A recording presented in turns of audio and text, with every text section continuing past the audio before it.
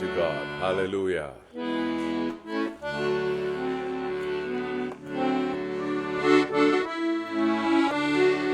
ജീവകാലമെല്ലാം യഹോവയ്ക്ക് സ്തോത്രം പാടും, തന്റെ ദയ എന്നേക്കുമുള്ളതിനാൽ.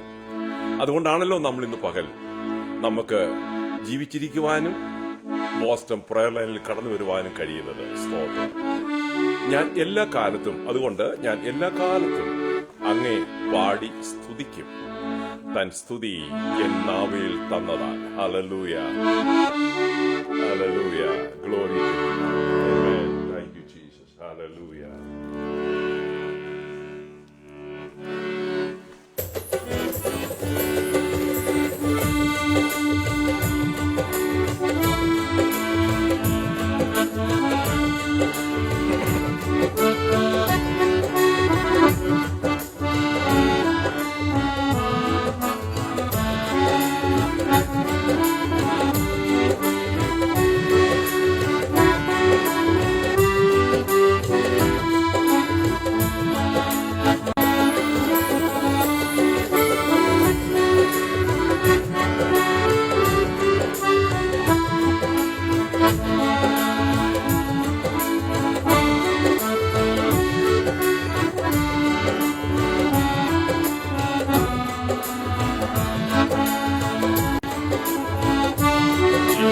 കാലമെല്ലാം യഹോവയ്ക്കു സ്തോത്രം പാടും, തൻ ദയ എന്നേക്കുമുള്ളതാ. ഞാനെല്ലാ കാലത്തും അങ്ങെ പാടി സ്തുതിക്കും, തൻ സ്തുതി എൻ നാവിൽ തന്നതാ. ഞാനെല്ലാ കാലത്തും അങ്ങെ പാടി സ്തുതിക്കും, തൻ സ്തുതി എൻ നാവിൽ തന്നതാ. കാലമെല്ലാം യഹോവയ്ക്ക് സ്തോത്രം പാടും, തൻ ദയ എന്നേക്കുമുള്ളതാ. കാലമെല്ലാം യഹോവയ്ക്ക് സ്തോത്രം പാടും, തൻ ദയ എന്നേക്കും ഉള്ളതാ. എന്റെ ഞെരുക്കത്തിൽ ഞാൻ കർത്തനെ വിളിച്ചു, താനുത്തരം തന്നു രക്ഷിച്ചു. യഹോവ എനിക്കായി ജീവിക്കുന്നതാ, ഞാനൊന്നിലും ഭാരപ്പെടില്ല. യഹോവ എനിക്കായി ജീവിക്കുന്നതാ, ഞാനൊന്നിലും ഭാരപ്പെടില്ല. ജീവകാലമെല്ലാം യഹോവയ്ക്കു സ്തോത്രം പാടും, തൻ ദയ എന്നേക്കും ഉള്ളതാ. ശത്രു സൈന്യങ്ങൾ എനിക്കെതിരെ അണിനിരന്നാൽ യേശുനാമത്തിൽ ജയിച്ചിടുമേ. എൻ ആശ്രയം എന്നും യഹോവയിലുള്ളതാ, തൻ നാമത്തിൽ ജയിച്ചിടുമേ. എൻ ആശ്രയം എന്നും യഹോവയിലുള്ളതാ, തൻ നാമത്തിൽ ജയിച്ചിടുമേ. ജീവകാലമെല്ലാം യഹോവയ്ക്കു സ്തോത്രം പാടും, തൻ ദയ എന്നേക്കുമുള്ളതാ. യഹോവ എന്റെ ബലവും കീർത്തനവുമേ, എന്റെ രക്ഷയിലുറവിടവും. ഉല്ലാസഘോഷമെന്നും ജയത്തിൻ ഘോഷമെന്നും എൻ കൂടാരത്തിൽ വസിക്കുന്ന. ഉല്ലാസഘോഷമെന്നും ജയത്തിൻ ഘോഷമെന്നും എൻ കൂടാരത്തിൽ വസിക്കുന്ന. ജീവകാലമെല്ലാം യഹോവയ്ക്കു സ്തോത്രം പാടും, തൻ ദയ എന്നേക്കുമുള്ളതാ. ജീവകാലമെല്ലാം യഹോവയ്ക്കു സ്തോത്രം പാടും, തൻ ദയ എന്നേക്കുമുള്ളതാ. ഞാനെല്ലാ കാലത്തും അങ്ങെ പാടി സ്തുതിക്കും, തൻ സ്തുതി എൻ നാവിൽ തന്നതാ. ഞാനെല്ലാ കാലത്തും അങ്ങെ പാടി സ്തുതിക്കും, തൻ സ്തുതി എൻ നാവിൽ തന്നതാ. ജീവകാലമെല്ലാം യഹോവയ്ക്ക് സ്തോത്രം പാടും. തന്ദയ എന്നേക്കുമുള്ളതാ. ജീവകാലമെല്ലാം യഹോവയ്ക്ക് സ്തോത്രം പാടും. തന്ദയ എന്നേക്കും ഉള്ളതാ. ഹല്ലേലൂയ. അതിലൊരു സ്റ്റാൻസ് ഇങ്ങനെയാണ്: ശത്രു സൈന്യങ്ങൾ നമുക്കെതിരെ അണിനിരന്നാൽ യേശു നാമത്തിൽ ജയിച്ചിടുമേ. ഹല്ലേലൂയ. ഇത് നമ്മുടെ വിശ്വാസമാണ്. അത് എങ്ങനെ സംഭവിക്കും? നമ്മളിതൊക്കെ അനുഭവിച്ചിട്ടുള്ളവരല്ലേ. ഹല്ലേലൂയ. ഇന്ന് പകലിൽ ഏതെങ്കിലും വിധത്തിൽ നാം കഷ്ടപ്പെട്ട് പ്രയാസപ്പെട്ടിരിക്കുന്നെങ്കിൽ ഈ വാക്കുകൾ എന്നോട് ചേർന്ന് പാടുമെങ്കിൽ, ഇല്ല പറയുമെങ്കിൽ, അത് നമുക്കൊരു സൗഖ്യമായിരിക്കും, വിടുതലായിരിക്കും. ഹല്ലേലൂയ.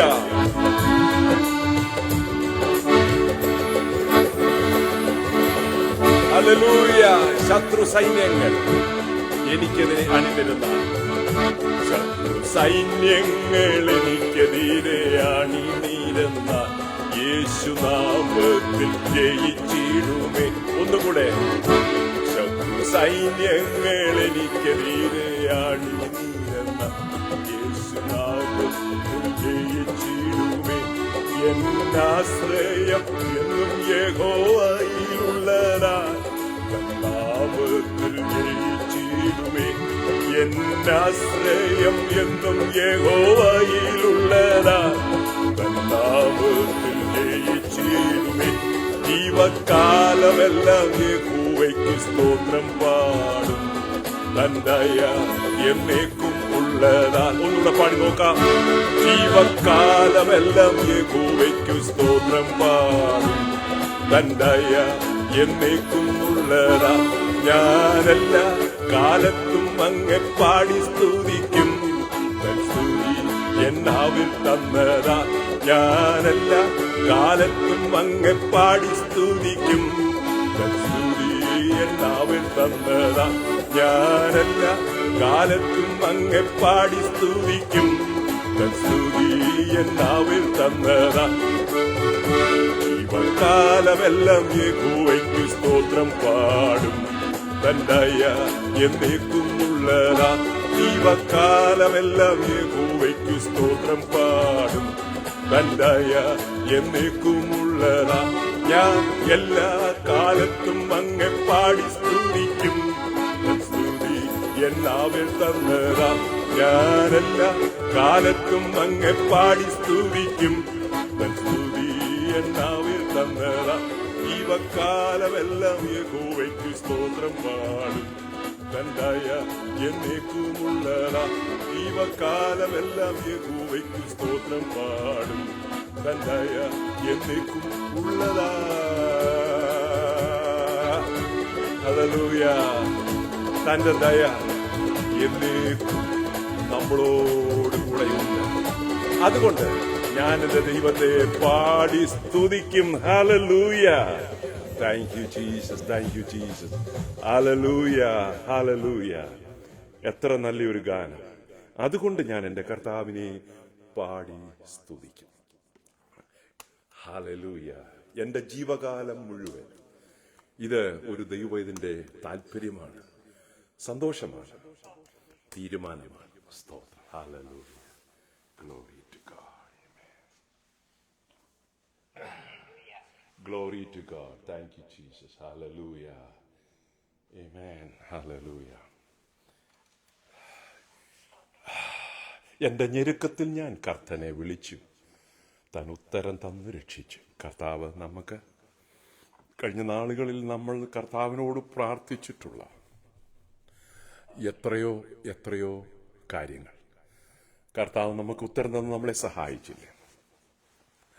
നാം ചോദിച്ചതിനേക്കാളിലും അർഹിക്കുന്നതിനേക്കാളിലും പ്രതീക്ഷിക്കുന്നതിനേക്കാളിലും ശ്രേഷ്ഠകരമായ വിധത്തിലല്ലേ ദൈവം നമ്മളെ ഓരോ നാളും ഇന്നും നടത്തുന്നത്, പണ്ടുകാലത്തും നടത്തിയിട്ടുള്ളത്.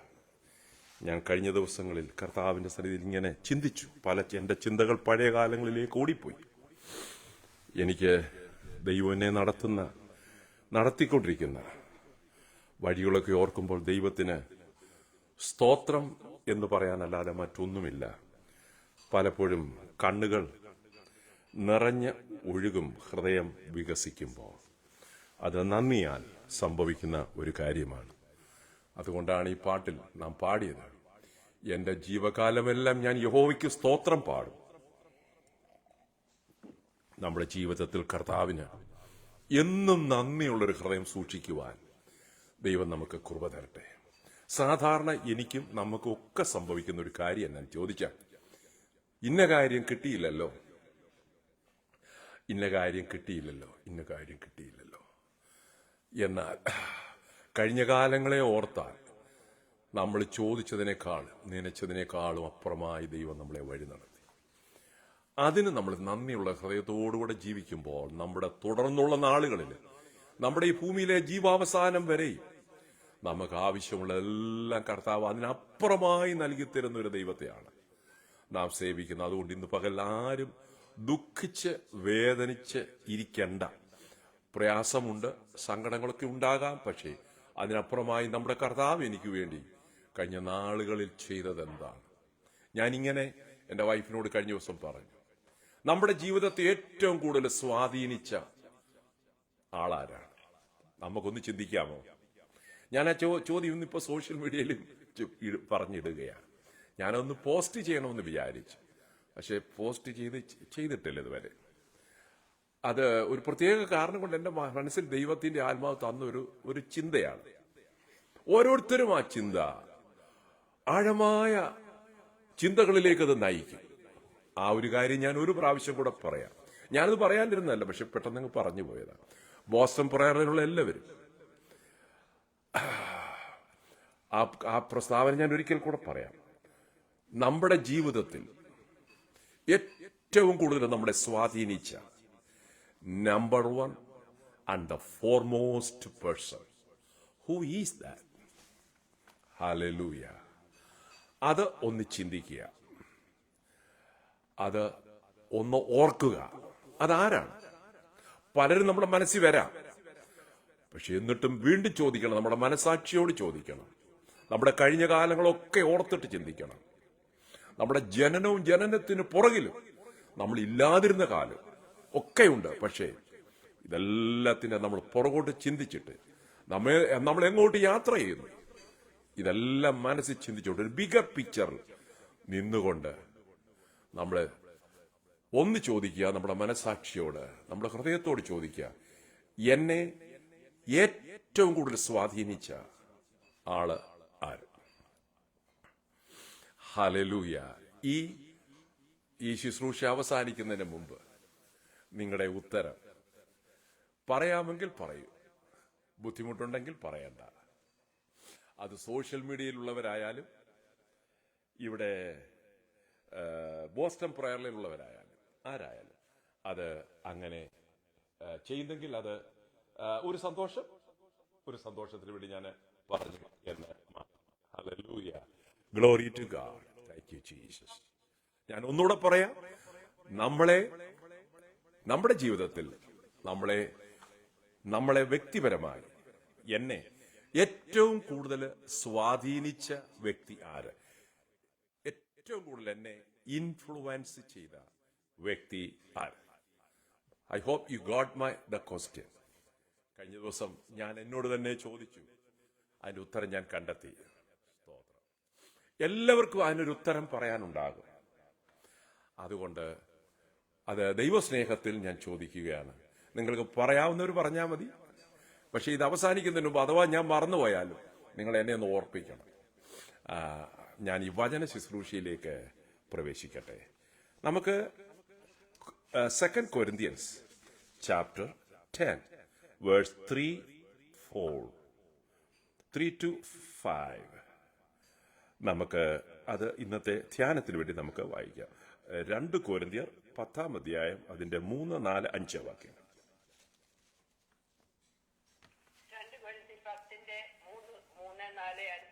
ഞങ്ങൾ ജഡത്തിൽ സഞ്ചരിക്കുന്നവരെങ്കിലും ജഡപ്രകാരം പോരാടുന്നില്ല. ഞങ്ങളുടെ പോരിന്റെ ആയുധങ്ങളോ ജഡീയങ്ങളല്ല, കോട്ടകളെ ഇടിപ്പാൻ ദൈവസന്നിധിയിൽ ശക്തിയുള്ളവ തന്നെ. അവയാൽ സങ്കല്പങ്ങളും ദൈവത്തിന്റെ പരിജ്ഞാനത്തിന് വിരോധമായി പൊങ്ങുന്ന എല്ലാ ഉയർച്ചയും ഇടിച്ചു കളഞ്ഞ് ഏത് വിചാരത്തെയും ക്രിസ്തുവിനോടുള്ള അനുസരണത്തിനായിട്ട് പിടിച്ചടക്കി. അടുത്തതൂടെ പറഞ്ഞു. അടുത്ത സെന്റൻസ് വായിച്ചു. ആറൂടെ നിങ്ങളുടെ അനുസരണം തിരിഞ്ഞു വരുമ്പോൾ എല്ലാ അനുസരണക്കേടിനും പ്രതികാരം ചെയ്യുവാൻ ഒരുങ്ങിയുമിരിക്കുന്നു. നിങ്ങൾ പുറമേ ഉള്ളത് നോക്കുന്നു. വായിക്കണം. മതി, അത് മതി, അത്രയും മതി. 6ാമത്തെ വാക്യം കൂടെ മതിയായിരുന്നു. അതെ, ദാറ്റ്സ് ഗ്രേറ്റ്. അതെ, 6ാമത്തെ വാക്യം നമ്മൾ വായിച്ചത്, നിങ്ങളുടെ അനുസരണം തികഞ്ഞു വരുമ്പോൾ എല്ലാ അനുസരണക്കേടിനും പ്രതികാരം ചെയ്യുവാൻ ഒരുങ്ങിയുമിരിക്കുന്നു. സ്തോത്രം. ഇത് നമ്മളെക്കുറിച്ചാണ് പറയുന്നത്. ഞാനത് നമ്മൾ ഓരോരുത്തരെയും കുറിച്ചാണ് പറയുന്നത്. അന്ന് കൊരിന്തിലുള്ള വിശുദ്ധന്മാർക്ക് എഴുതിയ ലേഖനമാണെങ്കിലും ഈ ലേഖനത്തിന്റെ ആരംഭ ഭാഗങ്ങളിലെല്ലാം പറയുന്നുണ്ട് വിശുദ്ധന്മാർക്ക്, ക്രിസ്തുവിൽ വിശ്വസിക്കുന്നവർക്ക്, ദൈവത്തിൽ വിശ്വസിക്കുന്നവർക്ക്, പരിശുദ്ധാത്മാവിൽ വിശ്വസിക്കുന്നവർക്ക്. അപ്പം ആ ഫസ്റ്റ് സെഞ്ചുറിയിൽ കർത്താവിൽ വിശ്വസിച്ച് യേശു കർത്താവ് രക്ഷിതാവും കർത്താവുമാണെന്ന് പറഞ്ഞ് വിശ്വസിച്ച് അവരുടെ ജീവിതത്തിൽ പാപക്ഷമ പ്രാപിച്ച് വിശുദ്ധ ജീവിതം ചെയ്ത് അവരെ വിശുദ്ധരെന്നാണ് പറയുന്നത്. ആയ ദൈവത്തിന്റെ ഭക്തന്മാർ ഫസ്റ്റ് സെഞ്ചുറിയിൽ ഉണ്ടായിരുന്നു. കൊരിന്തിലുണ്ടായിരുന്നു, തെസലോനിക്കയിലുണ്ടായിരുന്നു, റോമിലുണ്ടായിരുന്നു, അസീറിയയിലുണ്ടായിരുന്നു, ബാബിലോണിലുണ്ടായിരുന്നു. ഇവിടെ എല്ലാം ഉണ്ടായിരുന്നു. അപ്പം ആ ജീവിച്ചിരുന്ന ദൈവഭക്തരോട് ഈ അവിടെ ഉണ്ടായിരുന്ന സഭകൾക്ക്, കൊരിന്തിലെ സഭയ്ക്ക്, തെസലോനിക്കയിലെ സഭയ്ക്ക്, യെരുശലേമിലെ സഭയ്ക്ക് എല്ലാം ചിലയിടത്തൊക്കെ പ്രത്യേകിച്ച് അഡ്രസ് ചെയ്യുന്നുണ്ട്. എന്നാൽ അത് വിശുദ്ധന്മാരെ എന്ന് പറയുമ്പോൾ എല്ലാ കാലഘട്ടത്തിലും ജീവിച്ചിരിക്കുന്ന യേശു കർത്താവിൽ വിശ്വസിച്ച് വിശുദ്ധ ജീവിതം ചെയ്യുന്ന യേശു കർത്താവിനെ കാത്തിരിക്കുന്ന, കർത്താവിന്റെ 2ാമത്തെ വരവിന് വേണ്ടി കാത്തിരിക്കുന്ന വിശുദ്ധന്മാരെ കാലവും ജീവിച്ചിരിക്കുന്ന വിശുദ്ധന്മാരും വിശുദ്ധമതികളുമായിട്ടുള്ള ദൈവജനത്തിനുള്ള ആലോചനയാണ് നാം ഈ കൊരിന്ത്യ ലേഖനത്തിൽ വായിച്ചത്. അതുകൊണ്ടാണ് കൊരിന്ത്യൻസ് എന്ന് അതിന് ടൈറ്റിൽ ഉണ്ടെങ്കിലും ഇന്നും ജീവിച്ചിരിക്കുന്ന നമ്മൾക്കുള്ള ദൈവീകമായ ദൂതുകൾ അതിനകത്തുണ്ട്. സ്തോത്രം. ഇവിടെ നമ്മൾ വായിച്ചത് ഞാൻ ഇംഗ്ലീഷിൽ അത് വായിക്കാം. For though we live in the world we do not wage war as the world does.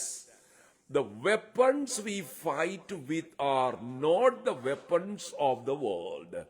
On the contrary, they have divine power to demolish strongholds. We demolish arguments and every pretension that sets itself up against the knowledge of God, and we take captive every thought to make it obedient to Christ. എന്നിട്ട് 6ാമത്തെ വാക്യം, the verse 6, and we will be ready to punish every act of disobedience once your obedience is complete. അതൊരു പ്രോസസ്സാണ്. ഒരൊറ്റ ദിവസം കൊണ്ട് നടക്കുന്നൊരു കാര്യമല്ല. പക്ഷെ ഒരു തീരുമാനം, ഒരാഗ്രഹം ജീവിതത്തിൽ ഒരിക്കലായി നമ്മൾ എടുക്കുകയും ഉണ്ടാവുകയും പിന്നെ അത് പ്രോഗ്രസ് ചെയ്തുകൊണ്ടുമിരിക്കും.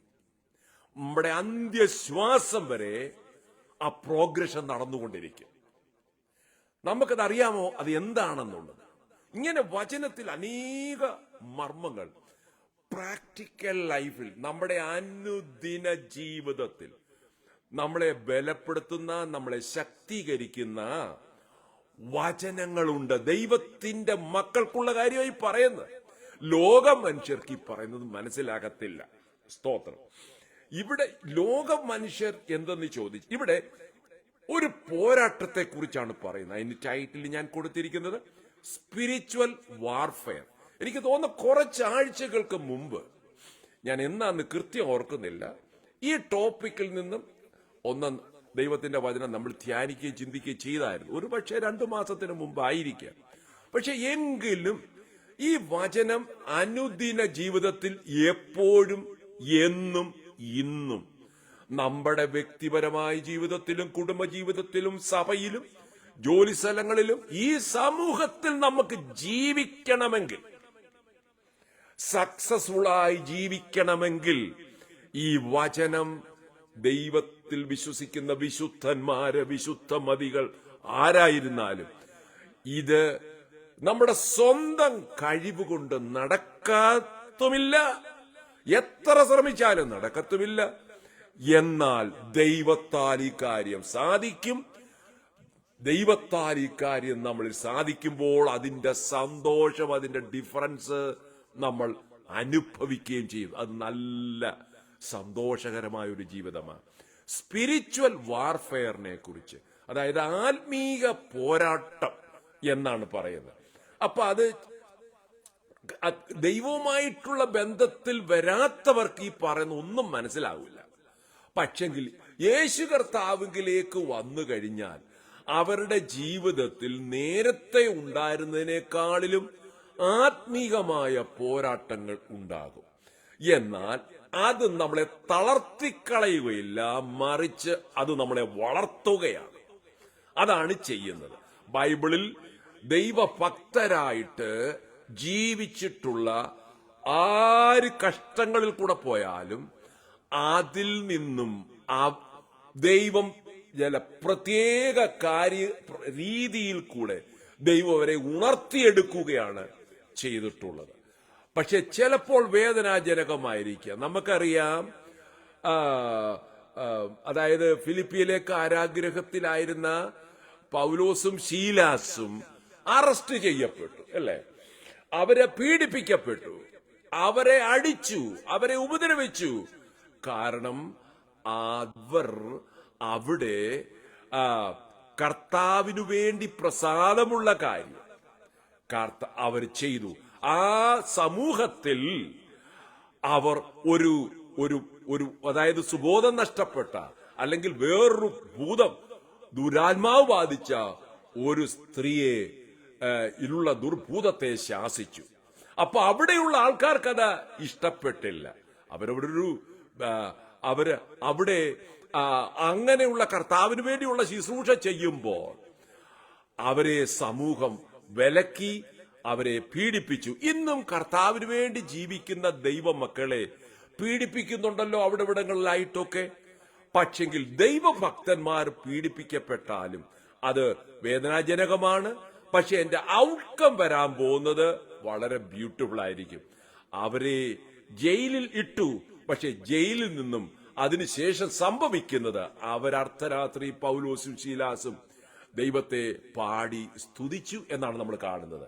ജയിലറും കുടുംബവും യേശുവിൽ വിശ്വസിച്ചു, ദൈവമക്കളായി തീർന്നു. അവിടെ പലരും ആ രാത്രിയിൽ തന്നെ യേശുവിനെ രക്ഷിതാവായി സ്വീകരിച്ചു. ജയിലറും കുടുംബവും മറ്റു പലരും. നോക്കിക്ക എങ്ങനെയാണ് ഇത് തുടങ്ങിപ്പോയത്. ഇതുപോലെ ദൈവമക്കളുടെ ജീവിതത്തിൽ കഷ്ടപ്പാടുകളും പ്രയാസങ്ങളും സംഭവിക്കുമ്പോഴും ദൈവം അത് നല്ലതിനു വേണ്ടി ചെയ്തെടുക്കും. നമ്മുടെ ജീവിതത്തിൽ ഈ ഭൂമിയിൽ യേശുവിനെ കർത്താവും രക്ഷിതാവുമായി നമ്മൾ സ്വീകരിച്ചിട്ടുണ്ട്. എന്നാൽ കുറച്ചു കഴിയുമ്പോൾ നമ്മുടെ ജീവിതത്തിൽ ഭാരങ്ങളും പ്രയാസങ്ങളും ബുദ്ധിമുട്ടുകളും വന്നിരിക്കാം. പക്ഷെ അതിനെ നമ്മൾ ജയിക്കുന്നത് ക്രിസ്തുവിലുള്ള വിശ്വാസത്തിൽ കൂടെയാണ്. ദൈവത്തിന്റെ വചനം നമ്മുടെ ലൈഫിൽ പ്രാക്ടീസ് ചെയ്യുന്നതിൽ കൂടെയാണ്. നമ്മൾ ഇവിടെ അപ്പോസ്തലനായ പൗലോസ് കൊരിന്തിലുള്ള ദൈവജനത്തോട് പറയുന്ന, വിശുദ്ധന്മാരോട് പറയുന്ന, For though we live in the world, we do not wage war as the world does. ലോകര് ചെയ്യുന്നത് പോലെ നാം യുദ്ധം ചെയ്യത്തില്ല, പോരാടത്തില്ല. ഇവിടെ നമ്മൾ പ്രയാസങ്ങളോ ബുദ്ധിമുട്ടുകളോ അനുഭവിച്ചാൽ പോലും പക്ഷെങ്കിൽ നമ്മുടെ പക്കൽ ചില വെപ്പൺസ് ഉണ്ട്, ചില ആയുധങ്ങൾ കർത്താവ് നമുക്ക് തന്നിട്ടുണ്ട്. അത് ദൈവികമായ ഡിവൈൻ സ്വർഗീയ ശക്തിയുള്ള ചില ആയുധങ്ങളാണ് ദൈവം നമുക്ക് തന്നിരിക്കുന്നത്. എഫേസ്യ ലേഖനം 6:12 പറഞ്ഞിട്ടുണ്ട്, നിങ്ങൾക്ക് പോരാട്ടമുള്ളത് ജഡരക്തങ്ങളോടല്ല.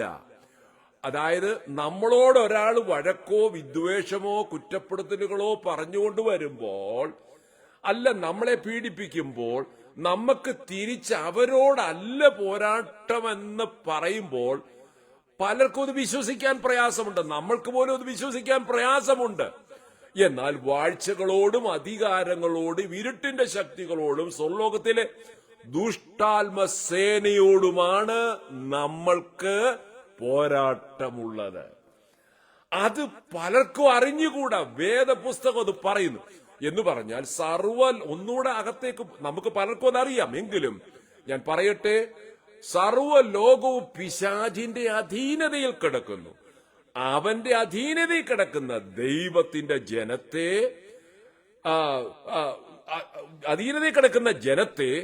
യേശുവിന്റെ രാജ്യത്തിലേക്ക് ആഹ്വാനം ചെയ്യുമ്പോൾ പിശാചിന്റെ അടിമത്തത്തിൽ നിന്ന് അവർ വിടുതലും സ്വാതന്ത്ര്യവും പ്രാപിക്കുകയാണ്. അതായത് പിശാചിന്റെ അടിമത്തത്തിൽ കഴിയുമ്പോൾ, അതായത് യേശുവിനെ അറിയാത്ത ആരും പിശാചിന്റെ അടിമത്തത്തിലാണ് എന്നാണ് ദൈവത്തിന്റെ വചനം നമ്മളോട് പറയുന്നത്. അപ്പം പലരും വിചാരിക്കും, പിശാച് എന്താ എന്നെ അടിമത്തത്തിലാക്കിയോ എന്ന് ചോദിക്കും. ബൈബിൾ ഇങ്ങനെ മത്തായിയുടെ സുവിശേഷം 11:28 ഇങ്ങനെ പറയുന്നുണ്ടല്ലോ, അധ്വാനിക്കുന്നവരും ഭാരം ചുമക്കുന്നവരുമായുള്ളവരെ എല്ലാവരും എന്റെ അടുക്കൽ വരുവി, ഞാൻ നിങ്ങളെ ആശ്വസിപ്പിക്കും. ഞാൻ സൗമ്യതയും താഴ്മയുള്ളവനായതുകൊണ്ട് എന്റെ മുഖം ഏറ്റുകൊണ്ട് എന്നോട് പഠിപ്പീൻ, എന്നാൽ നിങ്ങളുടെ ആത്മാക്കൾക്ക് ആശ്വാസം കണ്ടെത്തും. അപ്പൊ അധ്വാനിക്കുന്നവരും ഭാരം ചുമക്കുന്നവരുമായുള്ളവരെ എല്ലാവരും എന്റെ അടുക്കൽ വരുവി. അപ്പം ഈ ഭൂമിയിൽ നമ്മൾ ജീവിക്കുമ്പോൾ ഭാരവും പ്രയാസവും ബുദ്ധിമുട്ടുകളും മാത്രമായിരിക്കും നമുക്കുള്ളത്. അതായത് യേശു കർത്താവിൽ വിശ്വസിക്കുന്നവന് നിത്യജീവനുണ്ട്, അവന് പാപക്ഷമയുണ്ട്, അവരുടെ ജീവിതത്തിൽ ആശ്വാസമുണ്ട്. അപ്പോൾ നമ്മൾ ഈ ഭൂമി, ഈ പിശാചിന്റെ ആധിപത്യത്തിൽ ഉള്ള ഈ ലോകത്തിൽ യേശുവിന്റെ രാജ്യത്തിലേക്ക് ഒരു വ്യക്തി വരുമ്പോൾ, യേശുവിനെ രക്ഷിതാവായി സ്വീകരിച്ച് യേശുവിന്റെ രാജ്യത്തിലേക്ക് വരുമ്പോൾ അവരുടെ ജീവിതത്തിൽ ആശ്വാസമുണ്ട്, സമാധാനമുണ്ട്, സന്തോഷമുണ്ട്, നിത്യജീവനുണ്ട്, പാപക്ഷമയുണ്ട്. അപ്പോൾ വീണ്ടും ആ സന്തോഷം നമ്മളിൽ നിന്ന് നഷ്ടപ്പെട്ടു പോകാൻ സാധ്യതയുണ്ട് ദൈവരാജ്യത്തിന്റെ അനുഭവത്തിൽ ജീവിക്കുന്നില്ല എങ്കിൽ. അന്ന് 1-ാം നൂറ്റാണ്ടിൽ യേശു കർത്താവ് ആ കാര്യം പറയുമ്പോൾ അന്നത്തെ ആൾക്കാർ പലരും വിചാരിച്ചു, ഇദ്ദേഹം ഇവിടെ യേശു കർത്താവ് ഇവിടെ സ്വന്തം ഒരു രാജ്യം സ്ഥാപിക്കാൻ വരിക, അത് ഹെരോദാവ് അല്ലെങ്കിൽ കൈസർ ഇവരൊക്കെ അറിയുമ്പോൾ അവർക്ക് എതിര് വരും. യേശു പറഞ്ഞു, നിങ്ങൾ പറയുന്ന പോലെയുള്ള രാജ്യം സ്ഥാപിക്കാനല്ല വരുന്നത്, ഞാൻ നിങ്ങളുടെ ഹൃദയങ്ങളിലാണ് വ്യത്യാസം വരുത്തുവാൻ താല്പര്യപ്പെടുന്നത്, നിങ്ങളുടെ ജീവിതത്തിലാണ്, നിങ്ങളുടെ വിശ്വാസത്തിലാണ് വ്യത്യാസം വരുത്തുവാൻ താല്പര്യപ്പെടുന്നത്. ഇവിടെ നമ്മൾ വായിച്ച ഭാഗം, നമ്മൾ ആത്മാവിൽ നാം ദൈവത്തിന്റെ മക്കളായി കഴിഞ്ഞാലും നമ്മൾ അനുഭവിക്കുന്നതായ പൈശാചിക പോരാട്ടങ്ങൾ ഔട്ട്സൈഡിൽ ഉണ്ടാകാം, നമ്മുടെ മനസ്സിലുണ്ടാകാം. അതിനെ നമ്മൾ എങ്ങനെ അതിജീവിക്കും? സ്പിരിച്വൽ വാർഫെയർ എന്നുള്ളതാണ് നമ്മൾ പറഞ്ഞു വന്നത്. It is not carnal. ഒരാളോട് വഴക്കുണ്ടാകുമ്പോൾ, ഒരു രാജ്യത്തോട് വഴക്കുണ്ടാകുമ്പോൾ ആൾക്കാർ തോക്കെടുക്കുക, ആൾക്കാർ വെടിവെക്കുക, ഇതൊക്കെയാണ് സംഭവിക്കുന്നത്. നൈജീരിയയിലും ഒക്കെ സംഭവിക്കുന്നതല്ലേ കാണുന്നത്. അവരുടെ അകത്ത് പിശാച് പ്രവർത്തിക്കുന്നത് കൊണ്ടാണ് അവർ തോക്കെടുത്ത് ദൈവത്തിൽ വിശ്വസിക്കുന്നവരെ വെടിവെച്ച് കൊല്ലുന്നത്, അവിടെ നിന്ന് അവരെ ഉന്മൂലനം ചെയ്യുന്നത്. കർത്താവ് പറയുന്നത്, ആ തോക്കെടുത്തിവരെ ക്രിസ്ത്യൻസിനെ വെടിവെക്കുന്നവരും അവരും ദൈവത്തിന്റെ മക്കളാണ്. പക്ഷെ അവരുടെ ഉള്ളിൽ വെറുപ്പ്, അവരുടെ ഉള്ളിൽ വിദ്വേഷം, അവരുടെ ഉള്ളിൽ പക, അല്ലെങ്കിൽ ഇവിടുത്തെ ചില കാര്യങ്ങൾ, അധികാരം, ഇങ്ങനെയുള്ള പൈശാചിക സ്വഭാവങ്ങൾ, മനോഭാവങ്ങൾ ഇവരുടെ അകത്ത് കയറി, അതുകൊണ്ടാണ് അവർ തോക്കെടുത്ത് ക്രിസ്ത്യൻസിനെ വെടിവെക്കുന്നത്. ഇതാണ് കർത്താവ് ഓരോരുത്തരുടെയും ഹൃദയത്തിലേക്കാണ് വിരൽ ചൂണ്ടുന്നത്. അതാണ് കർത്താവിന്റെ പ്രത്യേകത. മനുഷ്യർ പുറമേ ഉള്ളത് നോക്കുന്നു, ദൈവമോ അകമേ ഉള്ളതിനെ കാണുന്നു. എന്തുകൊണ്ടാണ് മനുഷ്യർ ഇങ്ങനെ ദോഷപ്രവർത്തികൾ ചെയ്യുന്നത്, ദോഷം വീണ്ടും ചെയ്യാൻ ആവേശമുള്ളവരായി മാറുന്നത്? കാരണം മനുഷ്യർ by birth they live and born in sin. കാരണം പാപത്തിൽ അവൻ പിറന്നു, അവൻ പാപത്തിൽ പിറന്നു, പാപത്തിൽ വളരുന്നു, പാപത്തിൽ മരിക്കുന്നു. അവന് നന്മ ചെയ്യാൻ അറിഞ്ഞുകൂടാ. കാരണം ആദം ഹവ്വയുടെ സന്തതികളായ നമുക്ക്, നമ്മുടെ പൂർവ്വ മാതാവും പിതാവും പാപം ചെയ്തതുകൊണ്ട്, കർത്താവിന്റെ കൽപ്പന ലംഘിച്ചതുകൊണ്ട് പിശാചിനാൽ വഞ്ചിക്കപ്പെടുകയായിരുന്നു മനുഷ്യജാതി. മനുഷ്യന് സ്വതവേ അത് ചെയ്യണമെന്ന് താല്പര്യമില്ലായിരുന്നു. പിശാച് അവരെ വഞ്ചിച്ചു കളഞ്ഞതാണ്. ദൈവമായ കർത്താവ് പറഞ്ഞതിനെ അതിലംഘിച്ച് പിശാച് സർപ്പരൂപത്തിൽ വന്ന് സംസാരിച്ചപ്പോൾ അവരറിയാതെ അങ്ങ് വിശ്വസിച്ചു പോയി. അവർ വഞ്ചിച്ചുപോയി, വഞ്ചിക്കപ്പെട്ടുപോയി. ഇന്നും ഈ വഞ്ചിക്കപ്പെടലുകൾ തുടർന്നുകൊണ്ടേയിരിക്കുകയല്ലേ? എല്ലാ സ്ഥലങ്ങളിലും വഞ്ചിക്കപ്പെടലുകൾ നടന്നുകൊണ്ടിരിക്കുകയല്ലേ? ഇതിന്റെ മധ്യത്തിൽ വെള്ളി വെളിച്ചം പോലെ ഉയർന്നു നിൽക്കുന്ന വചനമാണ് യേശുവിന്റെ വചനം, സത്യവേദ പുസ്തകം. പിശാചിന്റെ കള്ളത്തരങ്ങളെയും അവന്റെ അടവുകളെയും അവന്റെ പ്രവൃത്തികളെയും പൊളിക്കുന്നതാണ്. അതുകൊണ്ടല്ലേ യേശു പറഞ്ഞത്, ഞാൻ നല്ല ഇടയൻ, ഞാൻ നല്ല ഇടയൻ ആടുകൾക്ക് വേണ്ടി തന്റെ ജീവനെ കൊടുക്കുന്നു. യേശു ഇവിടെ മരിക്കാൻ വേണ്ടി വന്നതാണ്. ചിലർ പറയുന്നുണ്ട് യേശുവിനെ പിടിച്ച് കൊന്നു എന്ന്. അങ്ങനെയല്ല. ഹേരോദാവിനോട് പറയുന്നുണ്ട്, പൗലോസിനോട്, പീലാത്തോസിനോട് പറയുന്നുണ്ട്, സ്വർഗത്തിൽ നിന്നൊരു അധികാരം കിട്ടിയിട്ടല്ലാതെ നിനക്ക് എന്റെ ജീവനെ തൊടാൻ കഴിയത്തില്ല. അപ്പം ദൈവം പിതാവായ ദൈവം യേശു കർത്താവിനെ ഭൂമിയിലേക്ക് അയച്ചു. യേശു കർത്താവിന്റെ ആ വചനത്തിൽ വിശ്വസിക്കുന്നവർക്ക്, യേശു കർത്താവിന്റെ കാൽവറിയാഗത്തിൽ വിശ്വസിക്കുന്നവർക്ക് പാപക്ഷമ കർത്താവ് ഡിക്ലെയർ ചെയ്തു. അവർക്ക് മാത്രം പിശാചിന്റെ ആ സ്വഭാവത്തിൽ നിന്നും, ആ അഡിക്ഷനിൽ നിന്നും വിടുതലുണ്ടാകും. ഇല്ലെങ്കിൽ അവർ എപ്പോഴും മറ്റുള്ളവർക്ക് ഒരു ഹെഡേക്കായി നിൽക്കും. അപ്പോൾ കർത്താവിൽ വന്ന ഒരു വ്യക്തി എങ്ങനെ കർത്താവുമായിട്ടുള്ള ബന്ധത്തിൽ അന്ത്യശ്വാസം വരെയും ജീവിക്കും? അതാണ് ഇവിടെ പറഞ്ഞു വരുന്നത്. നമ്മൾ ലോകപ്രകാരം പ്രതികാരം ചെയ്യുന്നവരല്ല. പിന്നെ നമ്മൾ എങ്ങനെയാണ് ഈ ഭൂമിയിൽ നമുക്കൊരു പ്രതികൂലമോ നമ്മളിൽ തന്നെയോ പുറത്തു നിന്നോ വരുമ്പോൾ എങ്ങനെയാകും? ഇതാദ്യം നമുക്ക് എടുക്കാൻ കഴിയുന്നത് നമ്മുടെ സ്വന്തം ജീവിതത്തിലേതാക്കാട്ടെ.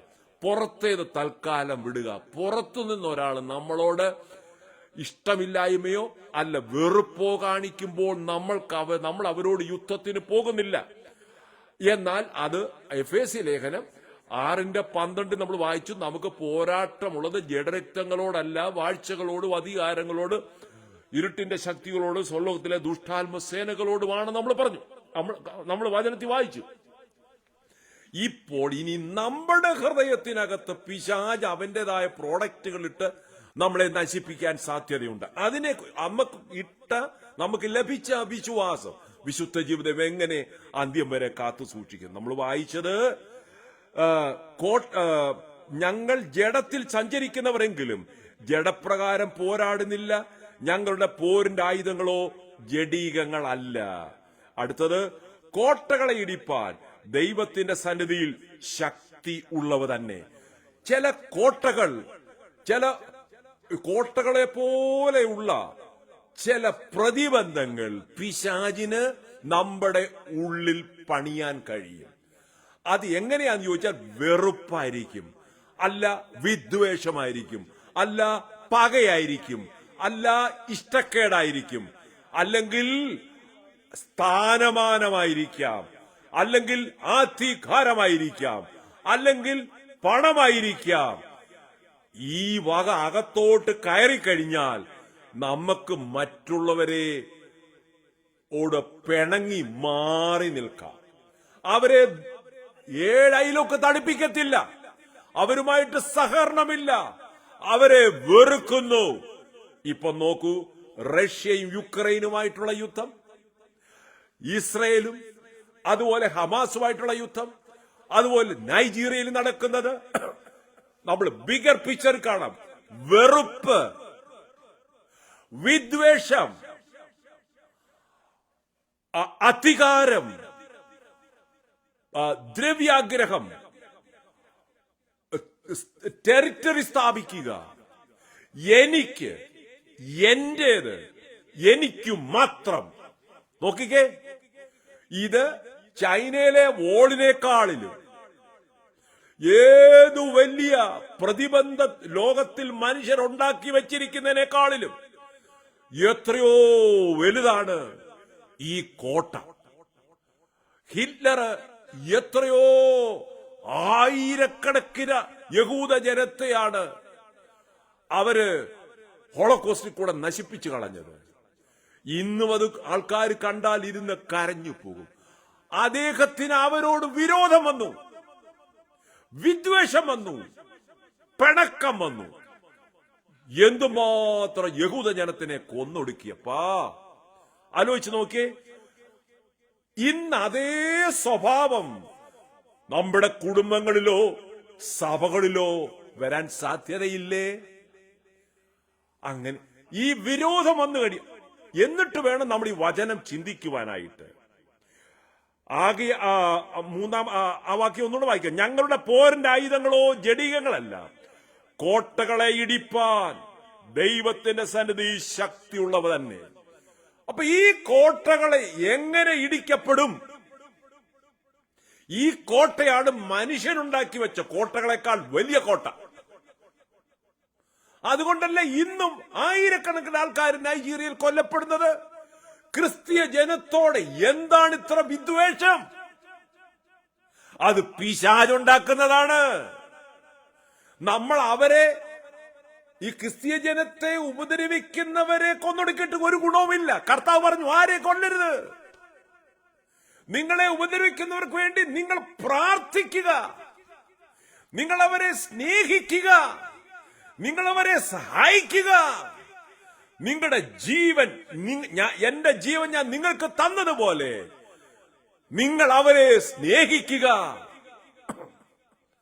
നിങ്ങൾ അവർക്ക് വേണ്ടി പ്രാർത്ഥിക്കുക, അവർ ചെയ്യുന്ന തെറ്റുകൾ അവരോട് ക്ഷമിക്കുക. നിങ്ങളെ ഒരു കന്നത്തടിക്കുന്നവന് മറ്റേത് കാണിച്ചു കൊടുക്കുക, ശത്രുവിനെ സ്നേഹിക്കുക, നിങ്ങളെ ഉപദ്രവിക്കുന്നവർക്ക് വേണ്ടി പ്രാർത്ഥിപ്പീൻ. ലോകത്തിനിത് മനസ്സിലാകത്തില്ല. കർത്താവ് ഇതാണ് നമുക്ക് പറഞ്ഞു തരുന്നത്. യേശുവിനെ രക്ഷിതാവും കർത്താവുമായി സ്വീകരിച്ച നമ്മുടെ ഉള്ളിൽ ഈ വിരോധമെന്ന് പറയുന്ന ആ വലിയ വൺമതിൽ പിശാചിന് കയറ്റിവിടാൻ കഴിയും. ബൈബിളിൽ പറഞ്ഞിട്ടില്ലേ, നിന്റെ സഹോദരനെ പകയ്ക്കുന്നവൻ കുലപാതകനാകുന്നു. അയ്യോ, ഭയങ്കരമല്ലേ? അപ്പോ ഒരു ദൈവത്തിന്റെ പൈതൽ, യേശുവിൽ വിശ്വസിക്കുന്ന ഒരു വ്യക്തിക്ക് വേറൊരു വ്യക്തിയെ, യേശുവിൽ വിശ്വസിക്കുന്ന വേറൊരു വ്യക്തിയെ പകയ്ക്കാൻ അനുവാദമില്ല. പകയ്ക്കാൻ അനുവാദമില്ല. ചിലരെ വെറുക്കാൻ ബൈബിൾ നമ്മളെ അനുവദിക്കുന്നില്ല. കാരണം കർത്താവിന്റെ സൃഷ്ടികളാണ് സകലരും. നിറം കൂടിയവനും നിറം കുറഞ്ഞവനും, നിറം അടഞ്ഞിരിക്കുന്നവനും നീളം കുറഞ്ഞവനും നീളമുള്ളവനും പണമുള്ളവനും ഇല്ലാത്തവനുമെല്ലാം ആറടി മണ്ണിൽ അമരും. പക്ഷേ കുഴിക്കപ്പുറമായി, മരണത്തിനപ്പുറമായി ഒരു നിത്യകാലഘട്ടം, എന്നും എന്നും എന്നും എന്നും ഉള്ളൊരു കാലഘട്ടം ഉണ്ട് എന്ന് തിരുവചനം മാത്രം പറയുന്നു. അനേക വിശ്വാസങ്ങൾ ഈ ഭൂമിയിലുണ്ട്, പക്ഷെ യേശു മാത്രം പറഞ്ഞു തന്നിൽ വിശ്വസിക്കുന്നവന് നിത്യജീവനുണ്ടെന്ന്.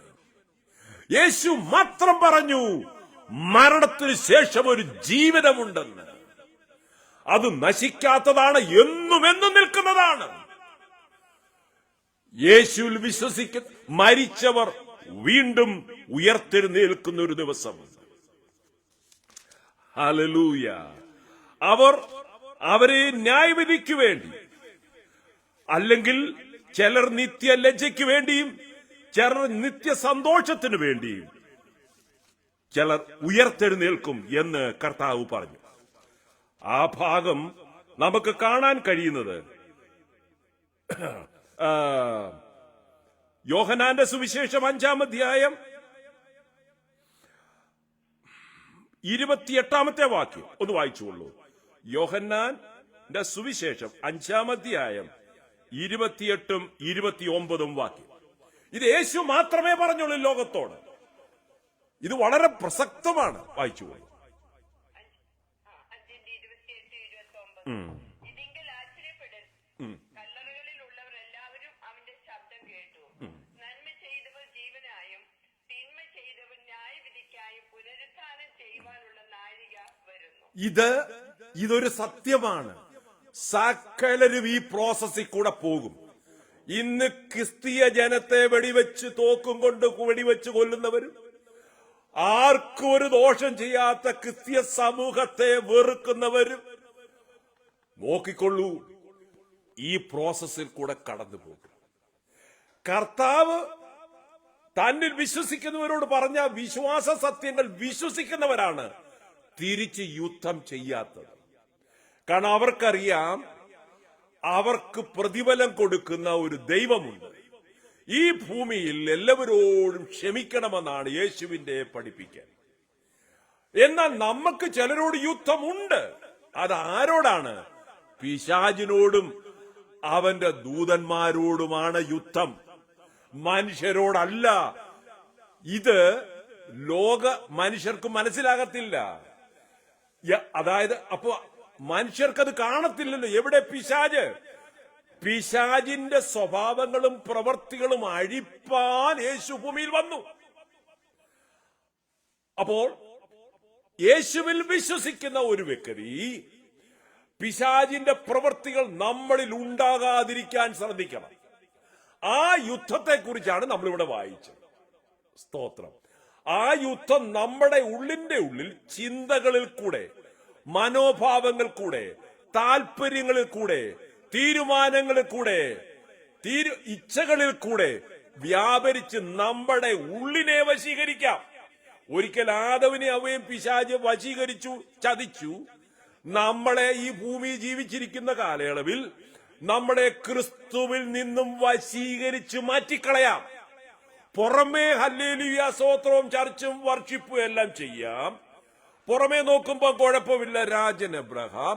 പക്ഷേ ഉള്ളിന്റെ ഉള്ളിൽ, നമ്മുടെ ഉള്ളിൽ പിശാച അവന്റെ സ്വഭാവങ്ങൾ, അവന്റെ മനോഭാവങ്ങൾ, അവന്റെ ഇഷ്ടങ്ങൾ, അവന്റെ ചിന്തകൾ അകത്തിട്ടിട്ട് അതനുസരിച്ച് നമ്മൾ ജീവിക്കുകയാണെങ്കിൽ നമുക്ക് ദൈവത്തിന്റെ സന്നിധിയിൽ വിശുദ്ധ ജീവിതം ചെയ്യാൻ ഒക്കത്തില്ല. അതിനെ എങ്ങനെ ജയിക്കുമെന്നാണ് ഈ വാക്യത്തിൽ പറയുന്നത്. അത് സ്വഭാവത്തിൽ കൂടെ പുറത്തു വരും. എനിക്കത് പാത്തുവയ്ക്കാൻ ഒക്കത്തില്ല. അത് മനോഭാവങ്ങളിൽ കൂടെ പുറത്തു വരും. കർത്താവ് പറഞ്ഞ നമ്മുടെ ഉള്ളിൽ വസിക്കേണ്ടത് ആരായിരിക്കണം? ദൈവസാന്നിധ്യം, യേശു കർത്താവ്, പരിശുദ്ധാത്മാവ്. പരിശുദ്ധാത്മാവ് നമ്മുടെ ഉള്ളിൽ ഉണ്ടോ ഇല്ലയോ എന്ന് എങ്ങനെ അറിയാം? അന്യഭാഷ പറയുന്നത് കൊണ്ടല്ല നമ്മുടെ ഉള്ളിൽ യേശു കർത്താവ് ഉണ്ടോ എന്ന് അറിയുന്നത്. പരിശുദ്ധാത്മാവ് നമ്മളിൽ വസിക്കുന്നു എങ്കിൽ പരിശുദ്ധാത്മാവിന്റെ ഫലങ്ങൾ കൊടുക്കുന്നവരായിരിക്കും. അത് സ്നേഹം, സന്തോഷം, സമാധാനം, ദീർഘക്ഷമ, ഇന്ദ്രിയജയം, പരോപകാരം എന്നീ 9 കൂട്ടം കാര്യങ്ങൾ നമ്മളിൽ വിളഞ്ഞ് നിറഞ്ഞു നിൽക്കും. അതെല്ലാവർക്കും ഇഷ്ടമാണ്. നമ്മൾ രക്ഷിക്കപ്പെടുന്നതോ സ്നാനപ്പെടുന്നതോ ചർച്ചിൽ പോകുന്നതോ എല്ലാം നമുക്ക് സ്വഭാവ രൂപവൽക്കരണം ഉണ്ടാകാനായിട്ടാണ്. അപ്പൊ നമ്മൾ വീണ്ടും ചതിക്കപ്പെട്ടു പോകരുത്. ആരാൽ? ദുഷ്ടപിശാചിനാ.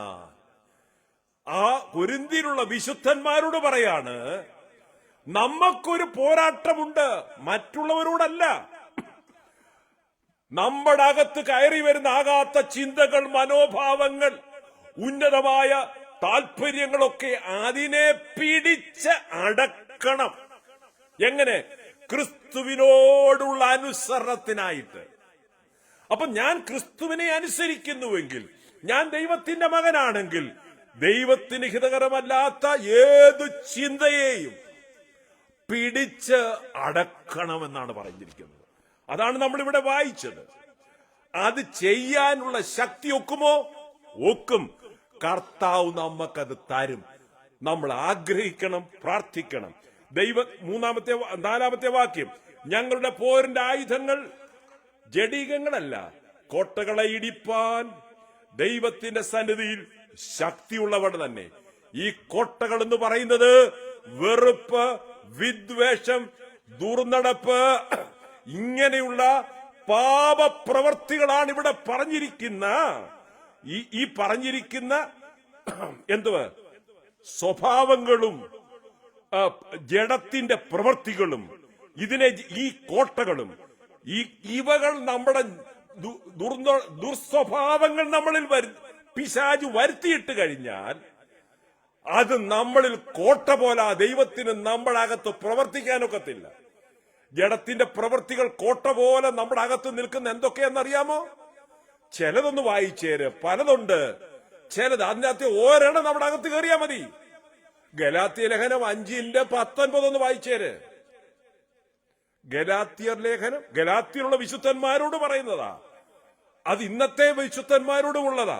ഇതിനകത്തെ ഒരെണ്ണം നമ്മുടെ അകത്ത് കയറിയാൽ അത് വലിയൊരു കോട്ട തന്നെ പിശാചം ഉണ്ടാക്കും. പിന്നെ നമ്മുടെ സ്വഭാവം, നമ്മുടെ ചിരി, നമ്മുടെ ഷെയ്ക്ക് ഹാൻഡ്, മറ്റുള്ളവരോട് ഇടപെടുന്നത്, എല്ലാത്തിനും വ്യത്യാസം. നാം ഒരു കോട്ടയുടെക്കാളി വലിയൊരു കോട്ടയായിട്ട് വന്ന് നമ്മളെ അതങ്ങ് നിയന്ത്രിക്കും. അത് അകത്തിരിക്കുക ആരും അറിയത്തില്ല. പക്ഷെ നമ്മുടെ പ്രവർത്തനത്തിൽ കൂടെ അത് ഇടയ്ക്കിടയ്ക്ക് പുറത്തു വരും. ഗലാത്യർ 5:19-20. ജഡത്തിന്റെ പ്രവൃത്തികളോ ദുർനടപ്പ്, അശുദ്ധി, ദുഷ്കാമം, വിഗ്രഹാരാധന, ആഭിചാരം, പക, പിണക്കം, ജാരസംഘ, ക്രോധം, ശാഠ്യം, ദ്വന്ദ്വപക്ഷം, ഭിന്നത. 21 അസൂയ, മദ്യപാനം, വെറിക്കൂത്ത് മുതലായവ എന്ന് വെളിവാകുന്നു. ഈ വക പ്രവർത്തിക്കുന്നവർ ദൈവരാജ്യം അവകാശമാക്കിയില്ല എന്ന് ഞാൻ മുമ്പേ പറഞ്ഞതുപോലെ ഇപ്പോഴും നിങ്ങളോട് പറയുന്നു. ഓ മൈ ഗാഡ്, ഏതാണ്ട് 16 കൂട്ടം കാര്യമുണ്ടപ്പാ. ഇവകൾ ഒരെണ്ണമെങ്ങാണ് നമ്മുടെ അകത്ത് കയറിയിരുന്നാൽ മരിക്കുന്നതിന് മുമ്പ് അത് നമ്മളെ കുളമാക്കും, നമ്മളെ നശിപ്പിക്കും, നമ്മുടെ നിത്യത ബാധിക്കും. നിത്യതയെ അത് ബാധിക്കും. നമ്മുടെ ഉയർത്തെഴുന്നേൽപ്പിനെ അത് ബാധിക്കും. ഇവിടെ രക്ഷിക്കപ്പെട്ടു, സ്നാനപ്പെട്ടു, പരിശുദ്ധാത്മാഭിഷേകം പ്രാപിച്ചു, അന്യഭാഷയൊക്കെ പറഞ്ഞു. പക്ഷെങ്കിൽ ജീവിതത്തിൽ ഇവിടെ നമ്മൾ വായിച്ച് ദുർനടപ്പ്, അശുദ്ധി, ദുഷ്കാമം, വിഗ്രഹാരാധന, ആഭിചാരം, പക, പിണക്കം. പക ചെയ്തുകൊണ്ടിരിക്കുകയാണെങ്കിൽ അവർക്ക് സ്വർഗം കാണില്ല. അത് ഫേസ്ബുക്കിൽ കൂടെയാകാം, വാട്സാപ്പിൽ കൂടെയാകാം. പക. പിന്നെന്താണ്? പിണങ്ങിയിരിക്കുക. യേശുണ്ട്, പ്രസംഗിക്കുന്നുണ്ട്, വലിയ കൊട്ടിപ്പാട്ടൊക്കെ ഉണ്ട്. പക്ഷെ പിണക്കം കണ്ട, ജാരശങ്ക, ക്രോധം, അത് അരിശത്തിന്റെ സൂപ്പറാ. ശാഠ്യം, പിടിവാശി എന്ന് വേണേ എന്നെ പറയാം. ദ്വന്ദ്വപക്ഷം, എപ്പോഴും ഉടക്കുണ്ടാക്കിക്കൊണ്ടിരിക്കുക അല്ലെ? ദ്വന്ദ്വപക്ഷം, രണ്ട് ഇത് എപ്പോഴും ഉടക്ക. വേറെ ഗ്രൂപ്പിസം ക്രിയേറ്റ് ചെയ്ത് അതിനകത്ത് ഇങ്ങനെ നിൽക്കുക. ഭിന്നത, വീണ്ടും പറഞ്ഞിട്ടുണ്ട്, ഭിന്നത, അസൂയ, മദ്യപാനം, വെറിക്കൂത്ത്, സോഷ്യൽ ഡ്രിങ്കിങ്. ഞാൻ എന്തിനിതൊക്കെ വിശദീകരിക്കും? നമുക്കറിയാമല്ലോ. ഒരെണ്ണം എന്തുവാ അടുത്തു പിന്നെ പറയുന്നത്? എന്തുവാ? ഈ വക പ്രവർത്തിക്കുന്നവർ ദൈവരാജ്യം അവകാശമാക്കുകയില്ല. ഇത് നമ്മുടെ അകത്തു വരാൻ സാധ്യതയുണ്ട്. We need to be vigilant.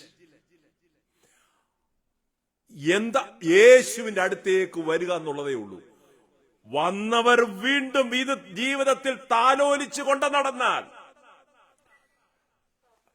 യോഹന്നാന്റെ സുവിശേഷം 5:28 പറയുന്നത് പോലെ, കല്ലറകളിൽ ഉള്ളവർ എല്ലാവരും അവന്റെ ശബ്ദം കേട്ടു.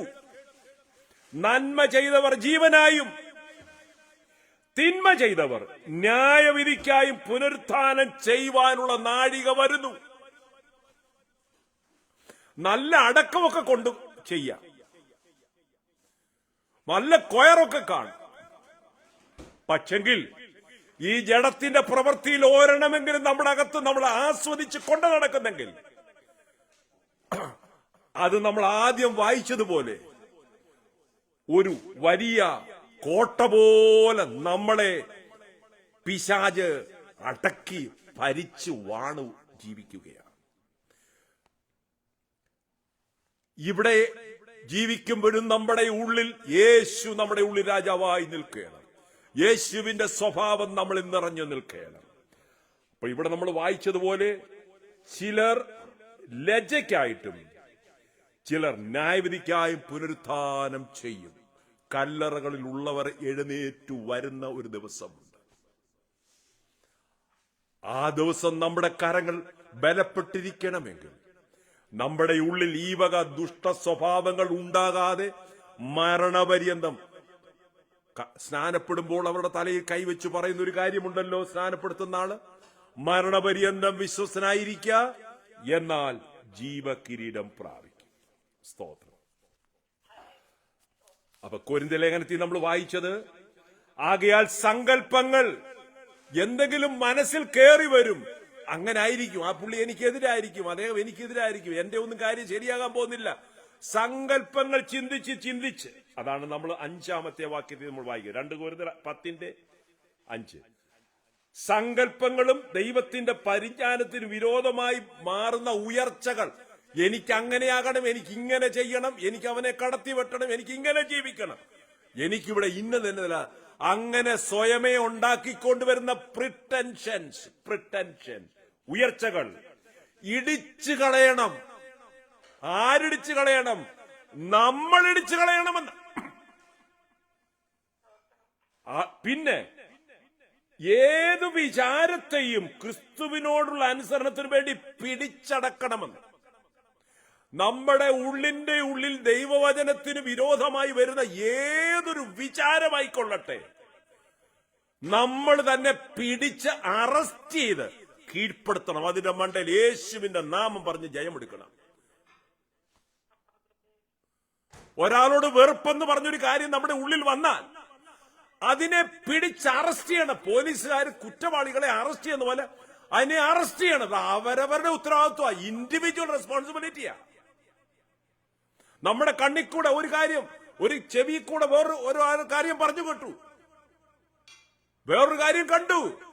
പക്ഷെങ്കിൽ നമ്മുടെ വിചാരങ്ങൾ ക്രിസ്തുവിന്റെ വിചാരങ്ങൾക്ക് അനുരൂപമാകത്തക്ക നിലയിൽ പിടിച്ചടക്കണം.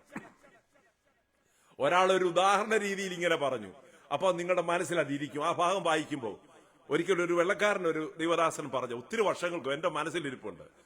നമ്മളൊരു ഏതെങ്കിലും ഒരു ഹോട്ടലിൽ നമ്മൾ താമസിക്കാൻ ചെല്ലുന്ന പറഞ്ഞ് ഫ്രണ്ട് ഡെസ്കിൽ ചെക്ക് ഇൻ ചെയ്യും. ആ സെക്രട്ടറി നമ്മളോട് കീയും തരും, കാര്യവും പറഞ്ഞ് നമുക്ക് ഉടനെ അകത്തേക്ക് പോകാം. പിന്നെ ഏത് സമയം പോവുകയും വരികയും ചെയ്യാം. പക്ഷെങ്കിൽ ആ ഹോട്ടലിൽ രജിസ്റ്റർ ചെയ്യാത്ത ഒരാള് ആ ഹോട്ടലിൽ കയറി നടന്നാൽ അവർ ഉടനെ ആളിനെ പിടികൂടും, അല്ലേ? ശരിയല്ലേ? കീ ഇല്ലാതെ ഫ്രണ്ട് ഡെസ്കിൽ രജിസ്റ്റർ ചെയ്യാത്ത ഒരാള് ആ ഫ്രണ്ട് ഡെസ്ക് കഴിഞ്ഞാൽ അപ്പുറത്തേക്ക് പോകത്തില്ല. പോയാൽ ആളിനെ പിടിക്കും. അതിനാ ഫ്രണ്ടിൽ ആളിരിക്കുന്നത്, ആരും പോകത്തില്ല. അവിടെ ക്യാമറയൊക്കെ വെച്ചിട്ടുണ്ട്. എന്നാൽ രജിസ്റ്റർ ചെയ്തവർ മാത്രമേ അകത്തേക്ക് പോവുകയും വരികയും ചെയ്യത്തുള്ളൂ. എന്നതുപോലെ തന്നെ നമ്മുടെ ജീവിതത്തിന്റെ ഉള്ളിൽ മനസാക്ഷി ഒരു രജിസ്റ്ററായി, കൗണ്ടറായി നിൽക്കുകയാണ്. ഈ കൗണ്ടർ അംഗീകരിക്കാത്ത, രജിസ്റ്റർ ചെയ്യാത്ത ഒരൊറ്റ ഒരു ചിന്തകളും നമ്മുടെ അകത്തേക്ക് കയറ്റിവിടാൻ പാടില്ല. അങ്ങനെ കയറിപ്പോയ ആ ഒരു വ്യക്തിയെ അറസ്റ്റ് ചെയ്ത് പുറത്തു മാറ്റുന്നത് പോലെ നമ്മൾ ആ ചിന്തകളെ, ദൈവവചനത്തിന് വിരോധമായി വരുന്ന ചിന്തകളെ, സ്വഭാവങ്ങളെ, മനോഭാവങ്ങളെ അവരവർ അറസ്റ്റ് ചെയ്ത് പുറത്തു കൊണ്ടുപോകണം. നമ്മുടെ അകത്ത് കയറ്റി അതിനെ പാർപ്പിക്കരുതെന്നാണ് ആ മിഷണറി പറഞ്ഞത്. അതിനെ അകത്ത് കയറ്റിപ്പോയെങ്കിൽ നമ്മുടെ ജീവിതം നശിപ്പിക്കും. ലജ്ജയ്ക്കായി ഉയർക്കേണ്ടി വരും നമ്മുടെ മരണശേഷം. മരിക്കുന്നിടം വരെയും നമ്മുടെ ജീവിതത്തിൽ ഗതി ശരിയാകത്തുമില്ല, സമാധാനവും കിട്ടത്തില്ല. തന്നെയുമല്ല, മരിച്ചടക്കപ്പെട്ടാലും അവരെ ദൈവം തിരിച്ചു കൊണ്ടുവരും ന്യായവിധിക്ക് വേണ്ടി. ഈ സ്വഭാവം അവരുടെ ഉള്ളിൽ കൊണ്ട നടന്നു. ഏത്? ചിലരോടുള്ള വെറുപ്പ്, ചിലരോടുള്ള വിദ്വേഷം, പക, ക്രോധം, ദ്വന്ദ്വപക്ഷം ഉണ്ടാക്കുന്നവർ, അത് ചെയ്യുന്നവർ, അതിനെക്കുറിച്ച് എഴുതുന്നവർ, അതിനെക്കുറിച്ച് പ്രസംഗിക്കുന്നവർ. പക്ഷെ പുറമേ നോക്കുമ്പോൾ മനുഷ്യനുമായി ഒരു കുഴപ്പമില്ല. പക്ഷെ അകത്ത് ഈ സ്വഭാവങ്ങൾ ഉണ്ടെങ്കിൽ അതിനെ ഇടിച്ചു കളയുവാൻ യേശുവിന്റെ രക്തം പറഞ്ഞ്, യേശുവെ എന്നെ സഹായിക്കണം, ഇതെന്നെ നശിപ്പിച്ചു കളയുന്നു. ഊണിലും ഉറക്കത്തിലും എനിക്ക് ചിലരോട് പിണക്കാണ്, ചിലരോട് വിദ്വേഷമാണ്, ചിലരെ കുറിച്ച് ഞാൻ കുറ്റം പറഞ്ഞുകൊണ്ടിരിക്കുന്നു, അവരുടെ കുറ്റങ്ങൾ മാത്രമേ ഞാൻ കാണുന്നുള്ളൂ. ഇങ്ങനെ ഉള്ള സ്വഭാവം നമ്മുടെ ഉള്ളിൽ പിശാച് വെതറിയിട്ടിട്ടുണ്ടെങ്കിൽ അതിനെ പിടിച്ചടക്കണമെന്നാണ്, അറസ്റ്റ് ചെയ്യണമെന്നാണ് വിശുദ്ധന്മാരോട് അപ്പോസ്തലനായ പൗലോസ് പറയുന്നത്. ഇന്നത്തെ കാലഘട്ടത്തിൽ ഈ ദൂതിന് പ്രസക്തിയുണ്ടോ? ഉണ്ടോ? ഉണ്ട്. ഭാര്യ ഭർത്താവിന്റെ കുറ്റം കാണും. ഭർത്താവ് എന്തോ ചെയ്താലും ഭർത്താവിന്റെ കുറ്റമേ കാണത്തുള്ളൂ. അതുപോലെ ഭർത്താവ് തിരിച്ചു ഭാര്യ നല്ല ചെയ്യുന്ന കാണത്തില്ല. ഇവരെ തമ്മിൽ അടുപ്പിക്കുന്നത് ആരാ? ദുഷ്ടപിശാച്. ചർച്ചിൽ പോകുന്നുണ്ട്, ഹല്ലേലൂയ, പ്രൈസ് ദി ലോർഡ് എല്ലാം പറയാം. പക്ഷെ അകത്ത് ജഡത്തിന്റെ പ്രവൃത്തികൾ ഇരിക്കുന്നുവെങ്കിൽ, എന്റെ കർത്താവെ, എനിക്ക് ഇതിൽ നിന്നും എനിക്കൊരു വിമുക്തി വേണമെന്ന് കർത്താവിനോട് പറഞ്ഞ്, യേശുവേ അങ്ങനോട് ക്ഷമിക്കണമേ എന്ന് പറയുന്നവന് അവന് വിടുതലുണ്ട്. ഇല്ലെങ്കിൽ പിശാച് അവരെ ദണ്ഡിപ്പിച്ചുകൊണ്ടിരിക്കും. അവർ നിത്യതയിലും നിത്യനാശം നരകത്തിൽ തന്നെയായിരിക്കും. ഇത് രാജൻ എബ്രഹാം എങ്കിലും ദൈവജനത്തോട് പറയട്ടെ. ഏത് വിചാരത്തെയും ക്രിസ്തുവിനോടുള്ള അനുസരണത്തിനായിട്ട് പിടിച്ചടക്കി. എന്നിട്ട് ഞാൻ അവസാനം പറഞ്ഞ 6-ാമത്തെ വാക്യം ഒന്ന് വായിക്കണമെന്ന്. ഈ പിടിച്ചടക്കൽ അറസ്റ്റ് കഴിഞ്ഞിട്ട് കുറച്ച് കഴിയുമ്പോൾ ഈ അറസ്റ്റിന്റെ പരിപാടി നിൽക്കും. എന്താ? അതാണ് 6-ാമത്തെ വാക്യത്തിൽ പറഞ്ഞിരിക്കുന്നത്. ശ്രദ്ധിച്ചോ? നിങ്ങളുടെ അനുസരണം തികഞ്ഞു വരുമ്പോൾ എല്ലാ അനുസരണക്കേടിനും പ്രതികാരം ചെയ്യുവാൻ നിങ്ങൾ ഒരുങ്ങിയിരിക്കുന്നു. പിന്നെ ഏതൊരു ചിന്ത അകത്ത് വന്നാലും, ഏതൊരു മനോഭാവത്ത് വന്നാലും, അത് ഈ ഹോട്ടലിന്റെ ഫ്രണ്ടിൽ വരുമ്പോഴേ ഗരൗണ്ട് അടിച്ചിരിക്കും. നമ്മൾ പിന്നെ അറസ്റ്റ് ചെയ്യാൻ പോകണ്ട.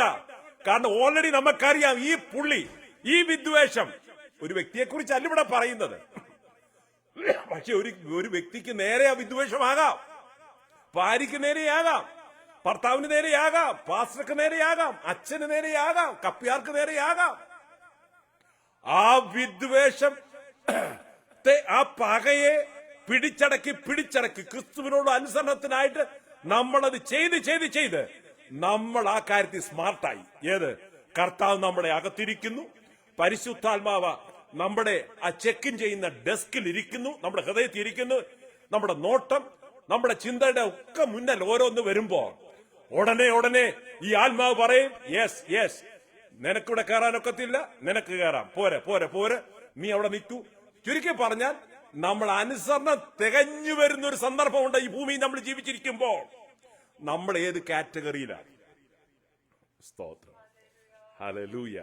അനുസരണം തികഞ്ഞു വരുന്ന ഒരു സിറ്റുവേഷനെ കുറിച്ച് കർത്താവ് പ്രതീക്ഷിക്കുന്നുണ്ട്. നമ്മൾ ഇപ്പോഴും ഈ ചിന്തകൾക്ക് ബലിയാടാണോ?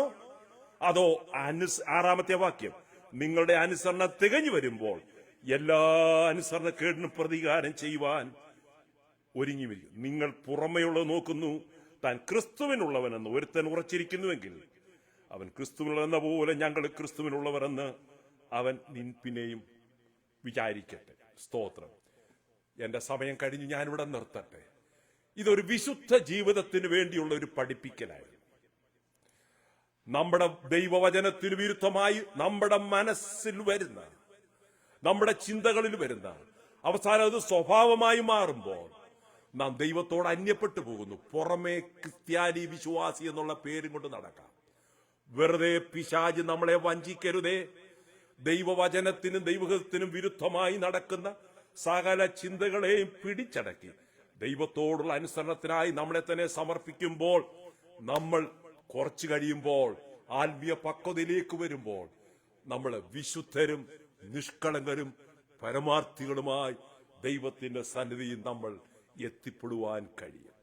നമ്മൾ ഫിലിപ്പി ലേഖനത്തിൽ ഇങ്ങനെയൊരു വാക്യമുണ്ട്. അത് ഞാൻ ഫിലിപ്പി ലേഖനമല്ല, എനിക്ക് തോന്നുന്നു അത് എഫേസ്യ ലേഖനം 1:4 വാക്യം. നാം അവന്റെ തന്റെ സന്നിധിയിൽ വിശുദ്ധരും നിഷ്കളങ്കരും ആകേണ്ടതിന് അവൻ ലോകസ്ഥാപനത്തിനു മുമ്പേ നമ്മെ അവനിൽ തിരഞ്ഞെടുത്തു. സ്തോത്രം. നാം ജനിക്കുന്നതിന് മുമ്പ് എന്നെ കർത്താവ് തന്റെ മനസ്സിൽ കണ്ടിരുന്നു. സ്തോത്രം. ഹല്ലേലൂയ. ഞാൻ എന്റെ വാക്കിവിടെ നിർത്തട്ടെ. നാം കർത്താവിന്റെ സന്നിധിയിൽ നമ്മളെ തന്നെ സമർപ്പിക്കുക. എന്റെ കർത്താവേ, ഞാൻ ഓടിധ്വാനിച്ചതും വൃഥാവായി പോകരുതേ കർത്താവേ. എനിക്ക് നിത്യതയിൽ അങ്ങോടൊന്നിച്ചായിരിക്കണം. അതിനെതിരെ നിൽക്കുന്ന സകല ദുസ്വഭാവങ്ങളിൽ നിന്ന് എനിക്ക് ജയം നേടുവാൻ, പിശാചെന്നെ വഞ്ചിക്കാതിരിക്കുവാൻ ഞാൻ അങ്ങയുടെ സന്നിധിയിൽ എന്നെ സമർപ്പിക്കുന്നു, പിശാചിന്റെ കയ്യിലല്ല. ഒരു ചോദ്യമുണ്ട്, ആർക്കെങ്കിലും മറുപടി പറയാമെങ്കിൽ പറയാം. ഏതാ ചോദ്യമെന്നറിയാം? ജീവിതത്തിൽ നമ്മളെ ഏറ്റവും കൂടുതൽ സ്വാധീനിച്ച ഒരുവൻ അതറിഞ്ഞിരിക്കുന്നതല്ല. സ്തോത്രം. ഒരു ഉത്തരം കിട്ടി. വേറെ ആരെങ്കിലും ഉണ്ടെങ്കിൽ പറഞ്ഞാട്ടെ.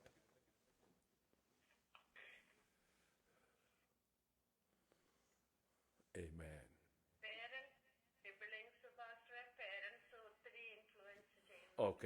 നല്ല ഉത്തരം. അടുത്തത് വേറെ ആരെങ്കിലും ഉണ്ടോ? യേശു കർത്താവ്. അടുത്തത് വേറെ ആരെങ്കിലും?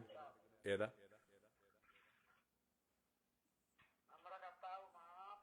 ആമേൻ. അടുത്തത് വേറെ ആരെങ്കിലും ഉണ്ടോ? വേറെ ആരെങ്കിലും കൂടെ ഉണ്ടെങ്കിൽ പറഞ്ഞു. എന്തോ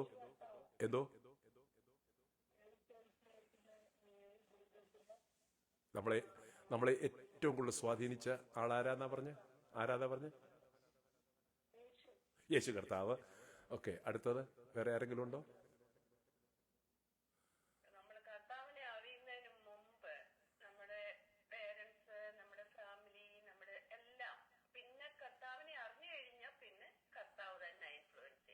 കർത്താവ്.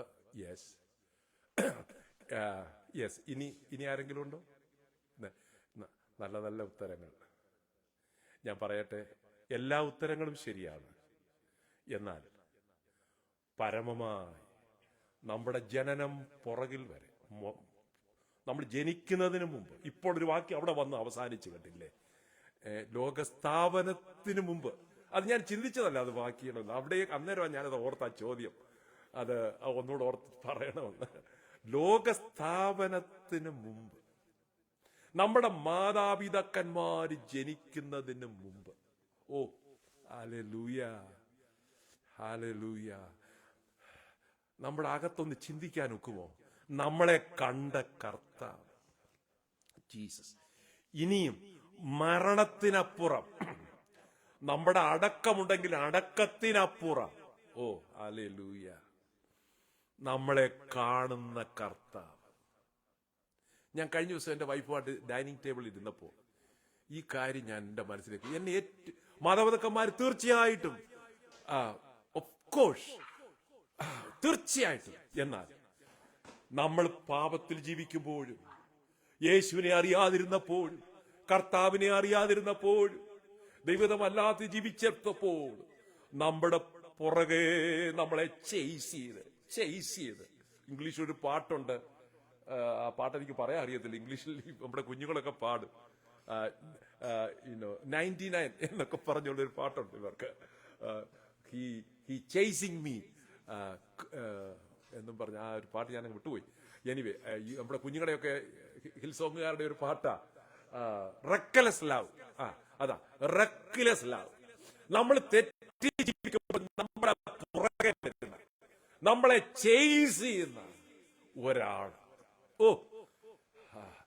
മാതാപിതാക്കന്മാർ തീർച്ചയായിട്ടും നമ്മുടെ കർത്താവ് കഴിഞ്ഞാൽ പിന്നെ ഓഫ് കോഴ്സ് നമ്മുടെ എല്ലാവരുടെയും നമ്മുടെ മാതാവും പിതാവും. ഞാൻ മാതാവും പിതാവും നിത്യത്തിലേക്ക് കടന്നുപോയി. ഞാൻ അവരെ ഓർക്കാത്ത ഒരു ദിവസം പോലുമില്ല. കാരണം അവരെ ഓർത്ത് ഞാൻ ദുഃഖിക്കുകയല്ല, ഞാൻ അവരെ ഓർത്ത് സ്തോത്രം ചെയ്യുകയാണ്. അവർ കാണിച്ചു തന്ന വഴികൾ, പറഞ്ഞു തന്ന കാര്യങ്ങൾ, അവരുടെ ജീവിതത്തിൽ കൂടെ കർത്താവിനെ കാണിച്ചു എന്നുള്ളതാണ് എന്റെ മാതാക്കന്മാരുള്ള എനിക്കുള്ള ഏറ്റവും വലിയ ഇഷ്ടം. അവരുടെ ജീവിതം ഒരു പ്രസംഗമായിരുന്നു. ആ പ്രസംഗം എന്നെ ഇന്നും ത്രില്ല് ചെയ്തുകൊണ്ടിരിക്കുന്നു. എന്നാൽ ബാക്ക് ടു ദ പോയിന്റ്, എല്ലാ ഉത്തരങ്ങളും ശരിയായിരുന്നു. എങ്കിലും നമ്മളൊരു ബിഗർ പിക്ചറിൽ നോക്കുമ്പോൾ ലോകസ്ഥാപനത്തിനു മുമ്പേ നമ്മളെ കണ്ട ആ ദൈവം, തന്റെ പുത്രനെ നമുക്ക് വേണ്ടി തന്ന ദൈവം, യേശുവിന്റെ സ്വഭാവം, ഓ യേശുവിന്റെ കരുണ, യേശുവിന്റെ മനസ്സലിവ്, നമ്മൾ അഥവാ എത്ര തെറ്റുകൾ അറിയാതെ ചെയ്തു പോയിട്ടുണ്ട്. നമ്മുടെ കഴിഞ്ഞകാല ജീവിതത്തിൽ എത്രയോ തെറ്റുകൾ ചെയ്തിട്ടുണ്ട്.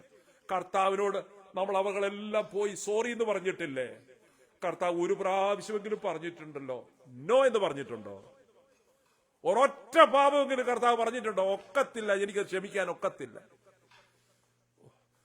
നമ്മളെ ഇത്രയും ചേർത്ത് നിർത്തുന്ന, നമ്മളെ കർത്താവിനോട് പോയി കരയുമ്പോ, നമ്മുടെ വേദനകൾ പറയുമ്പോ, നമ്മുടെ പാപ തോൽവികൾ പറയുമ്പോ മനുഷ്യർ നമ്മളെ തെറ്റിദ്ധരിക്കത്തില്ലേ? മാതാപിതാക്കന്മാർ പോലും ചിലപ്പോ നമ്മളെ വഴക്ക് പറയും, അടിക്കും. പക്ഷെ നമ്മുടെ കർത്താവ്, ഓ മൈ ഗോഡ്, എനിക്ക് വാക്കുകളില്ല.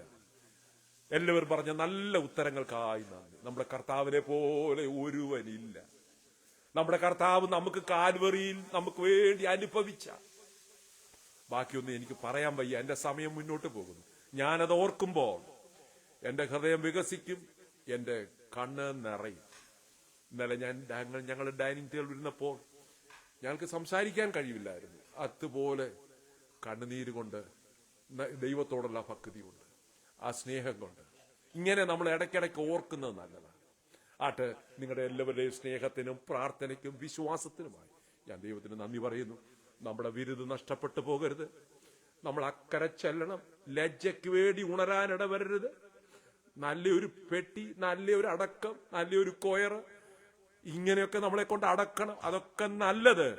പക്ഷെങ്കിൽ കർത്താവ് നോക്കുമ്പോൾ അനുസരണക്കേടിന്റേതോ പിശാച് കെട്ടിവെച്ച കോട്ടകൾ നമ്മളിൽ ഉണ്ടെങ്കിൽ അതിനെ ഇടിച്ചു പൊളിച്ച് കളയാൻ കഴിയും.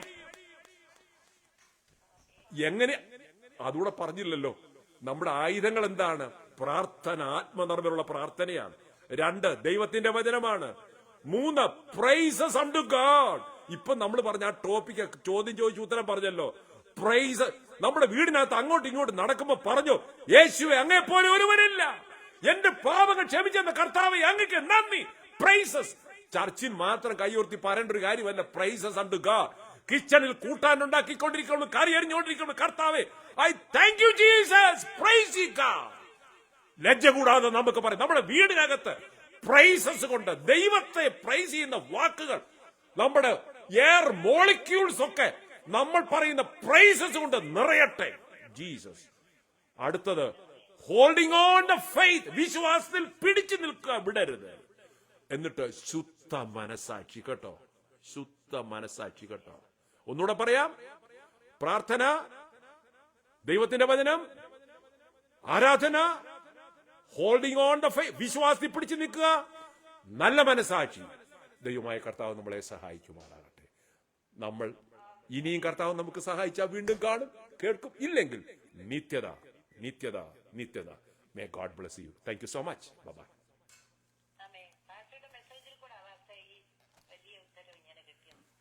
Thank you. Yes. Praise God. Hallelujah. Glory to God. Amen. Thank you. Thank you. Thank you.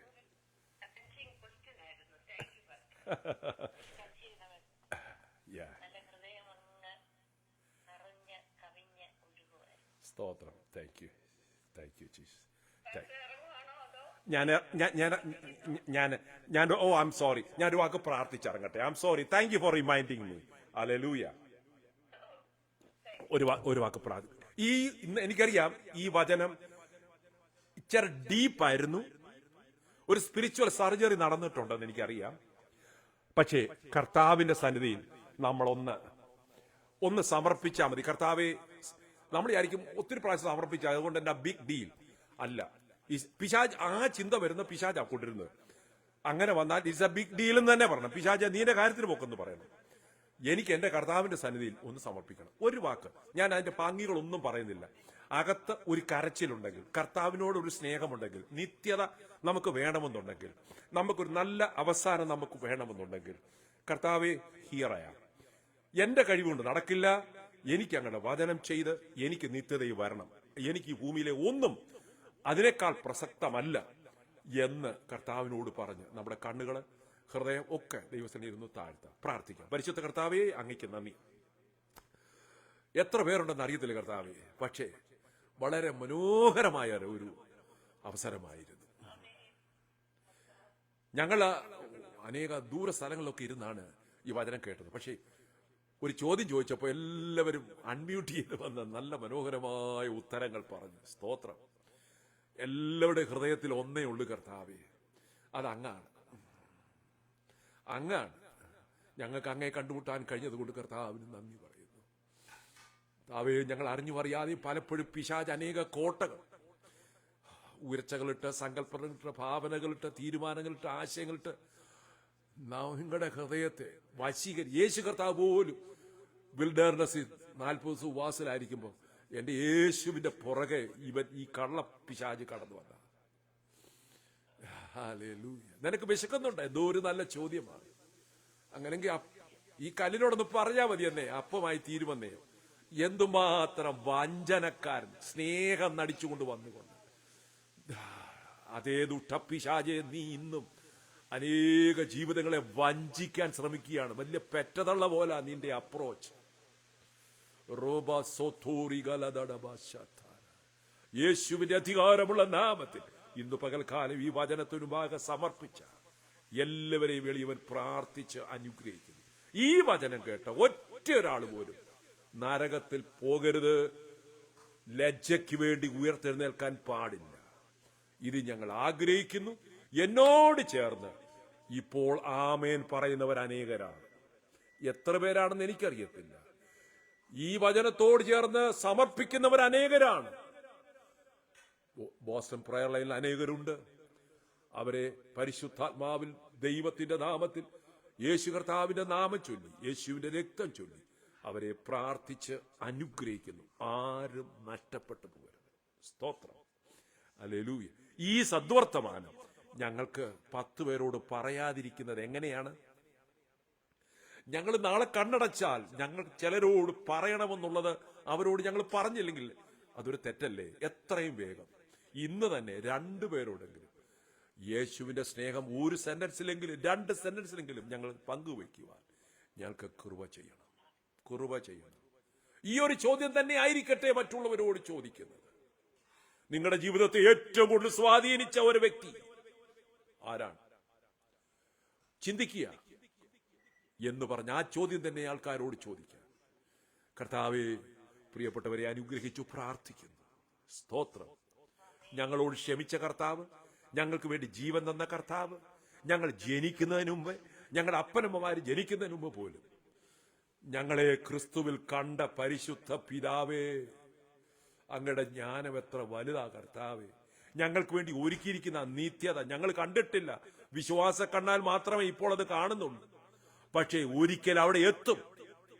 കല്ലറയല്ല, ശവക്കുഴിയല്ല ഞങ്ങൾ കാണുന്നത്. അതിന്റെ അപ്പുറം ഞങ്ങളെ പിടിച്ച് കൊണ്ട് ചെല്ലുന്ന ഒരു കർത്താവ് ഞങ്ങൾക്ക് വേണ്ടി ഇപ്പോഴും ഉണ്ട്. ഞങ്ങളോട് കൂടെ നിൽക്കുന്നു. ഇതിൽ നിന്ന് ഞങ്ങളെ വിരുദ തെറ്റിക്കാൻ ശ്രമിക്കുന്ന ദുഷ്ടപിശാചിനെ അതിജീവിച്ച്